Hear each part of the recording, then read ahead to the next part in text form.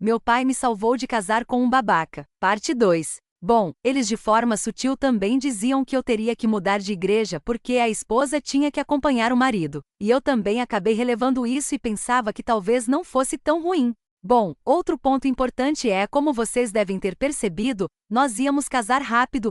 Hoje em dia eu não sou mais evangélica e não me casaria tão rápido assim. Mas naquela época eu não via problema nisso. Tanto porque é comum no meio cristão, tanto porque eu era imatura, como eu já disse, eu tinha 18 anos e nosso planejamento era casar com 1 ano de namoro ou 2. O João tinha terminado um outro relacionamento há pouco tempo, há alguns meses, e ele tinha marcado um casamento com essa outra garota também, mas ela acabou desistindo porque não estava pronta e também porque ela morava em um estado lá no Nordeste e o João era do Sudeste. E isso realmente era bem complicado na minha opinião, apesar deles falarem muito mal dessa garota por ter desistido do casamento, coisas do tipo. Ela tinha 25 anos.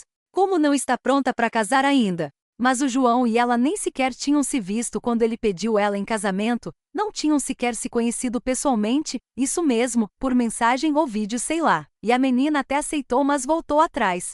O João ainda estava pagando o buffet desse outro casamento e bom, agora vem a bomba. Ele queria que nos casássemos no mesmo buffet. Olha, não me julguem por favor, mas eu era meio tonta nessa época, eu havia acabado de terminar a escola, nunca tinha trabalhado. Eu só seguia o que meus pais falavam pra mim, então eu ainda estava naquela fase de não ter muita voz pras coisas, então eu aceitei.